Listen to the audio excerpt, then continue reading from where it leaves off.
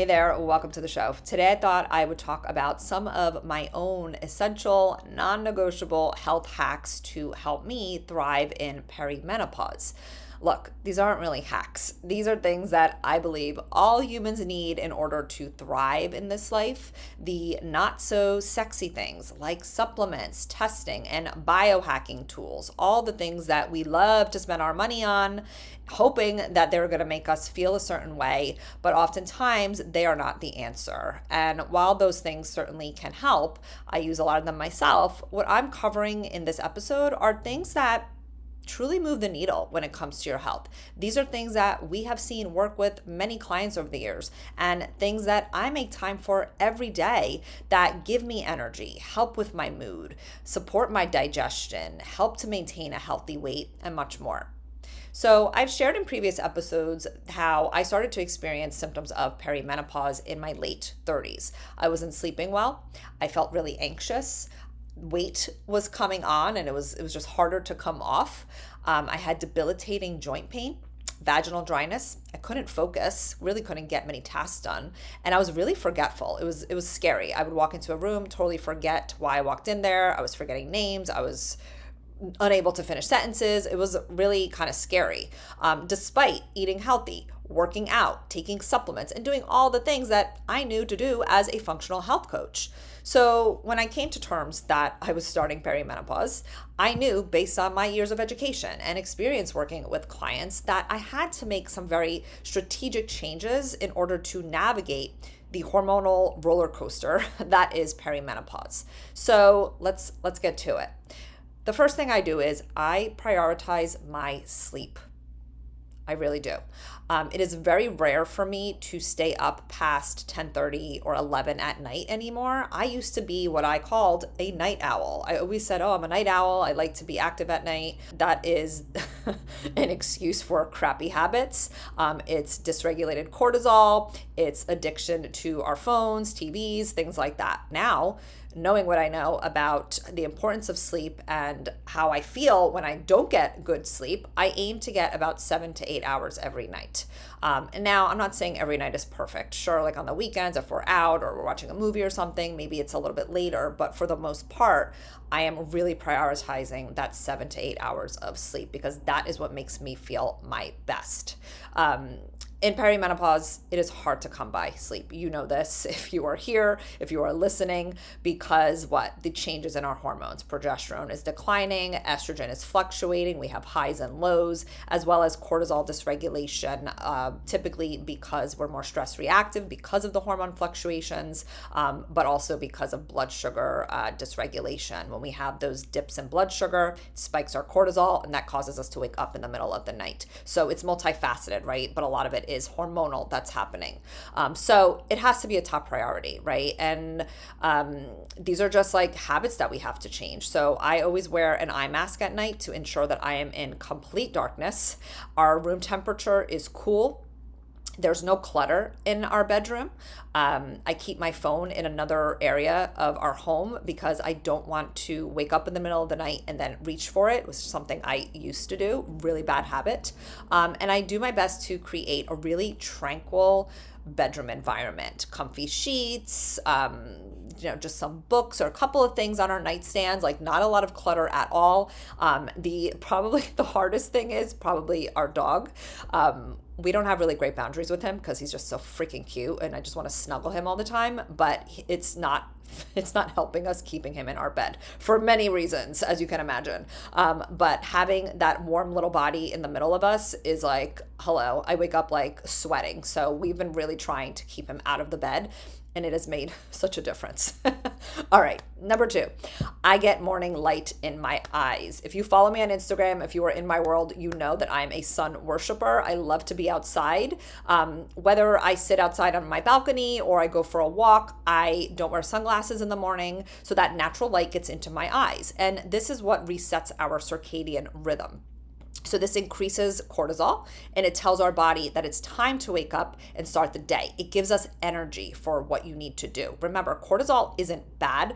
We need it to just follow the rhythm of the sun, really. That's what it is. We have to follow nature. We don't want cortisol to be high at night. We don't want to have constant high cortisol. And so much of that is due to poor lifestyles, mismatched circadian rhythm, not eating enough, overexercising, all the things. I've talked about that in other episodes, so I won't go too much deeper into that. The next thing I do is I hydrate with filtered water out of a glass. I really try to avoid plastic as much as possible because it is an endocrine disruptor. So we don't have any plastic bottles here in our home.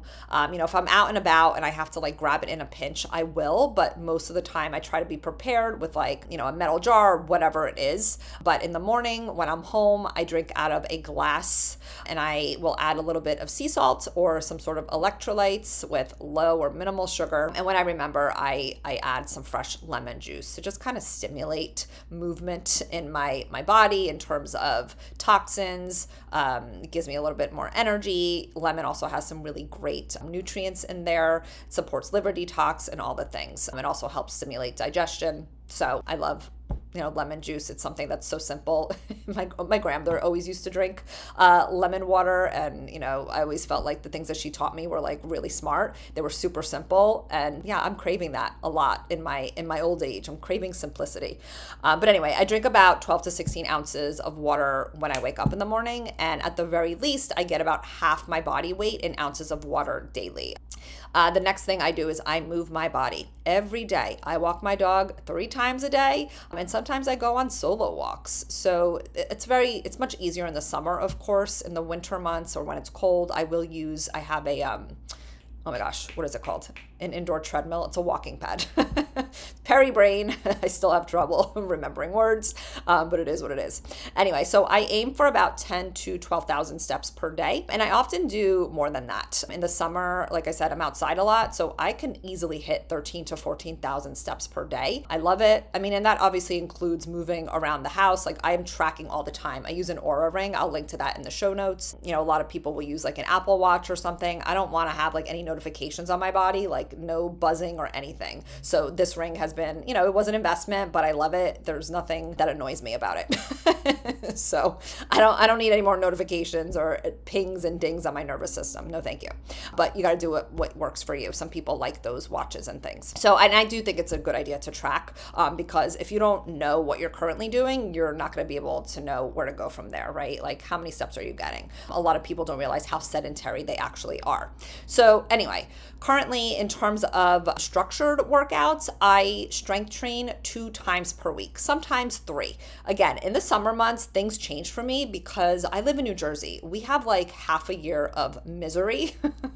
Or winter, as most people would call it. I call it misery. So in the summer months or whenever it's a little bit warmer, I want to be outside. Like I don't want to be in a gym necessarily. I may actually pause my gym membership. I haven't gone there in like a month because I will typically do strength training twice a week with my good friend and personal trainer, Jessica Caton. I will also link to her in the show notes because if you're looking for a personal trainer, she's phenomenal. She's helped me so much over the years, especially when I was moving through body pain. She really helped me gain strength. I didn't lose muscle mass and I was able to just like move very slowly, but also maintain my workouts because when you have pain, as you know, it's debilitating. And then when you're not working out, it just compounds the problem, right? Because you need movement. Anyway, she's amazing. So I'll link to her in the show notes. And then the other days when I'm not doing strength training, I will do about 15 to 20 minute Pilates workouts. I love Pilates. I'm somebody who tends to have more fat, if you will, in my lower half. So with my butt, my legs, and I always found Pilates to be more slimming. It's also not really intensive.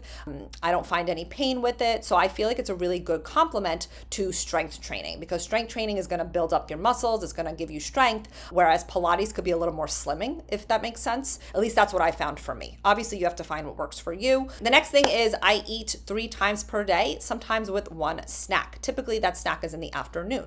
So I start with breakfast about 2 to 3 hours after I wake up or whenever I'm hungry. I am not really strict with fasting. I do believe that fasting is beneficial, particularly overnight. So I try not to eat past like 8 o'clock. And then I typically will have breakfast around 9 o'clock o'clock, 10 o'clock the next morning, but that's not always the case. There are some days where I'm hungry at night, so I may have a snack like an hour or so before bed. I don't have a lot of strict rules around this. I think that could be dangerous when we are so rigid with fasting or how we eat or anything in life. We have to have like room for change and for fluctuations and just life, right? Sometimes life can be really stressful. It can throw curveballs at you, and we may not always be able to follow these like rigid rules, okay? So be a little more open-minded about that. But anyway, each meal that I have will have quality lean protein, whether that's eggs, chicken, turkey, salmon, beef, shrimp, whatever I have on hand that I like, plus some form of fiber. It's typically going to be vegetables and fruit for me. I tend to steer clear of a lot of grains. Some people do fine with them. I don't like how I feel when I eat things like rice.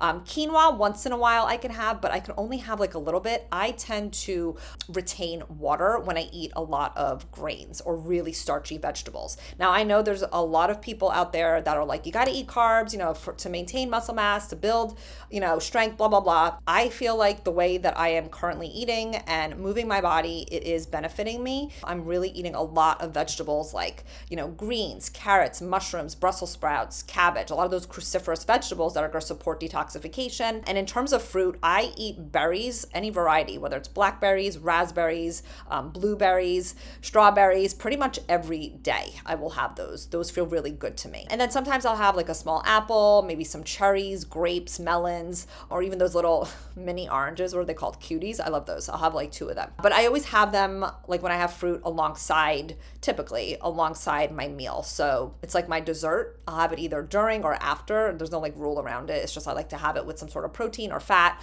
to kind of help sustain my blood sugar.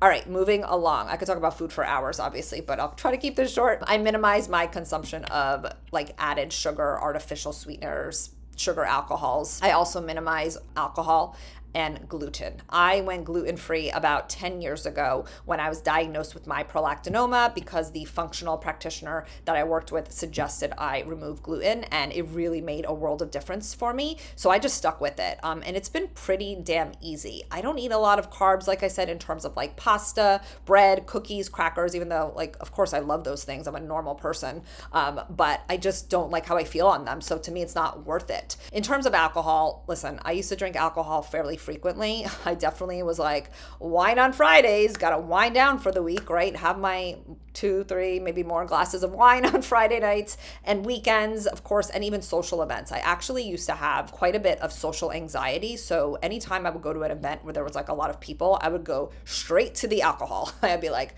gotta have my wine in my glass. And I know that's true for a lot of people. And it was kind of like something I had to face and realize that, okay, stop using alcohol as a crutch, Claudia. Go and mingle with people. Go and like, it's okay to be outside of your comfort zone a little bit, because I'm also very introverted, and being in like a group of people sometimes makes me a little anxious still, even in my 40s.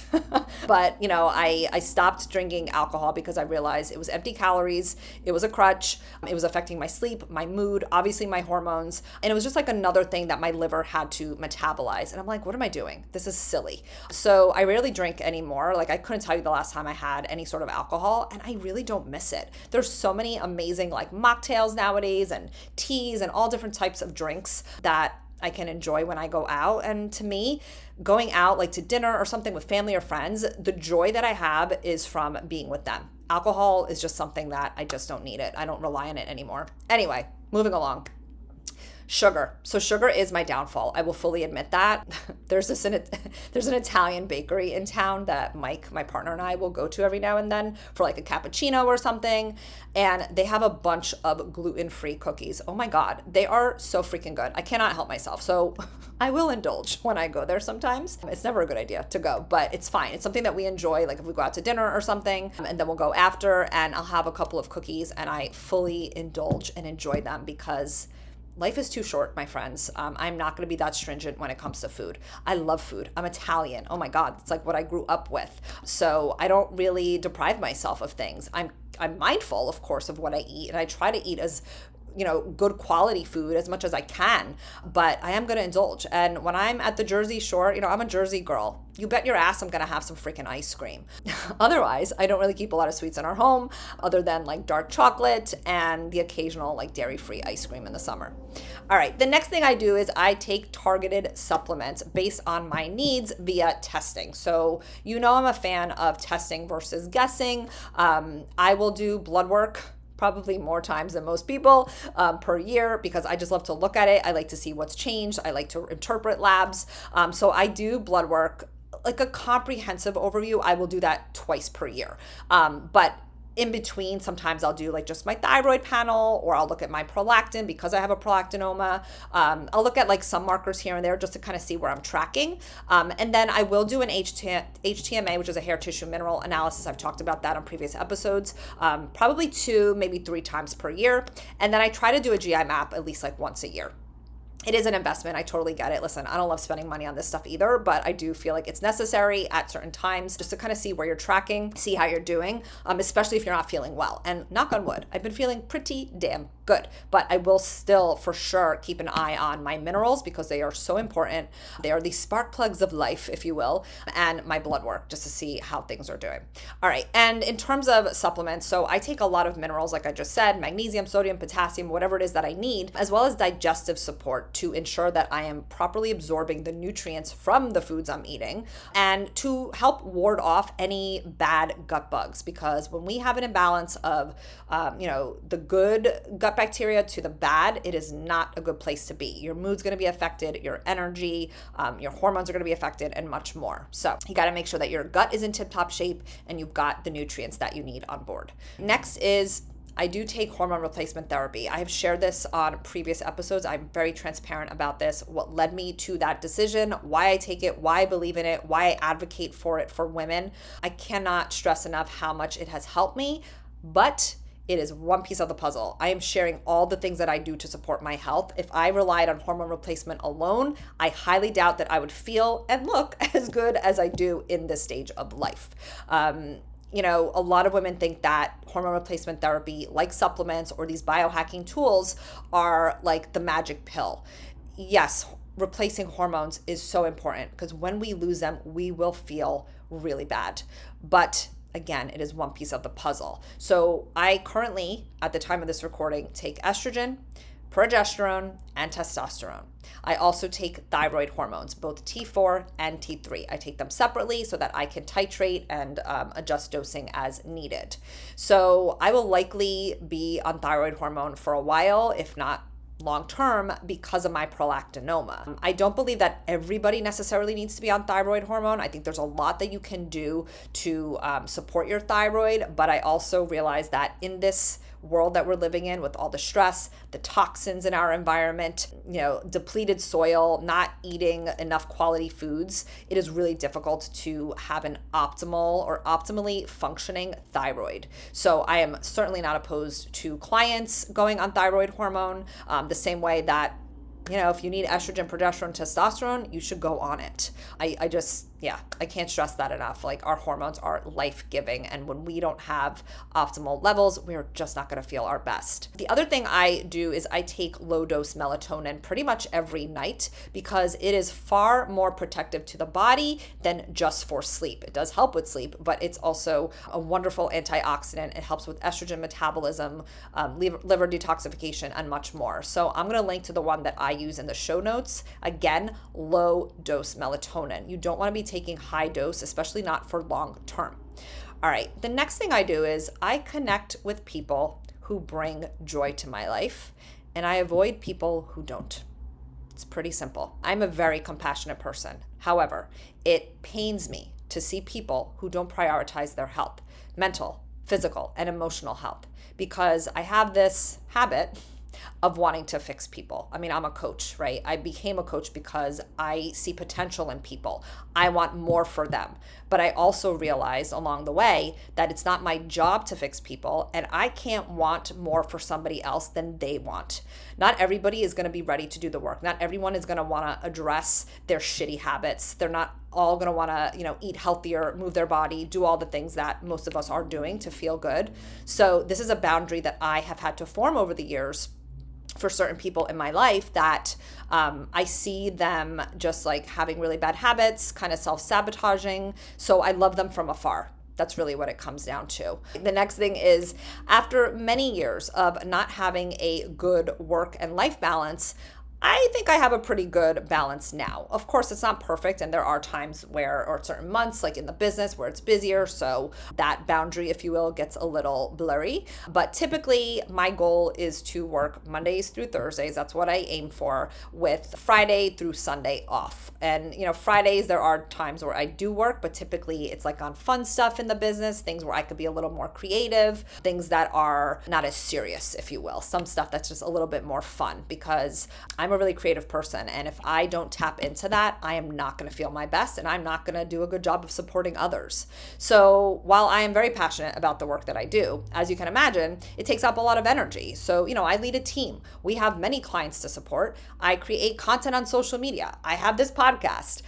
We're always making program updates based on what I learn, and I'm constantly learning and doing research and, taking courses and whatnot. So it is really important for me to rest and recharge so that I can continue to do this work. Hence why I try to do like a 3-day weekend.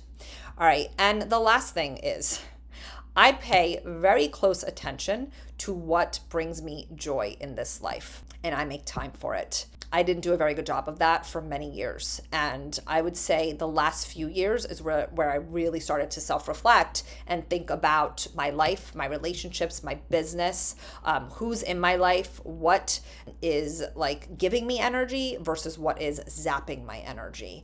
And sometimes these are really hard things to take a look at, where you have to self-reflect on your life, your friendships, relationships, and whatnot, everything I just said, your habits. And it sometimes is a hard pill to swallow. So I've been doing a lot of work on that, thinking about what brings me joy.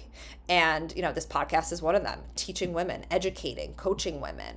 And there's certain things in the business even that I didn't find joy in. So I learned to delegate, hire people to help me do those things so that I could do more of what I love. So things that bring me joy right now in regards to like my personal life are being outside in the warm weather. I said this earlier, getting sunshine, especially in where I am in New Jersey. This weather is short-lived, unfortunately. So anytime it is warm and sunny, I'm outside. I'm going to go out there in a little bit. So the other thing is, I also really enjoy dinner with my partner, Mike. So whether it's at home or we go out and try a new restaurant, we make time for that. His schedule is crazy depending on what location he's at. He is in the shipping industry. So some days he works really long hours where he'll leave at 5 o'clock in the morning and not come home until 6, 7 o'clock at night, which sucks because we don't get to connect. He's exhausted. I'm frustrated, just like anybody else. We have our issues too as a couple.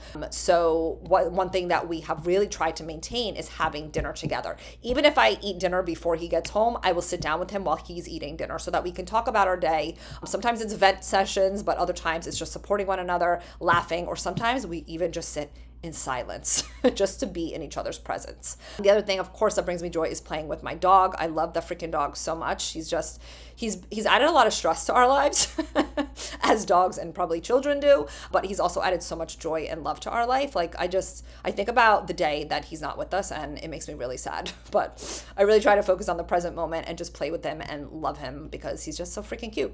All right. The other thing I really love to do, I am a child-free woman. I'll probably talk about this on another episode. I have made that decision a long time ago not to have children, but it doesn't mean that I don't like children. Sometimes there's like that misconception that women who don't have kids like are, selfish and don't like kids. That's not the case. I actually really like children, the ones that are well behaved. But even the ones that aren't behaved, I'm sure there's a reason for it, and I have patience with them. My cousin, who I'm very close to, he's like a brother to me. Him and his wife had a little boy a few years ago. He's 3 now, and I just adore him. Oh my God. Like, he brings so much joy to me.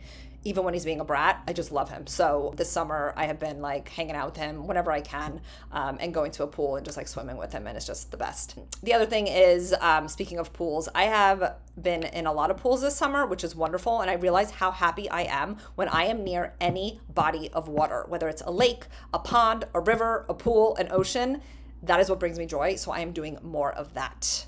And then the other thing is I like to work, actually do work in different cafes. So I've been like just kind of scoping out different cafes. I love to read. I like to watch scary movies, things that are, pretty basic. And of course, I love a good matcha. Most of you know this if you've been following me on Instagram or you're in my world.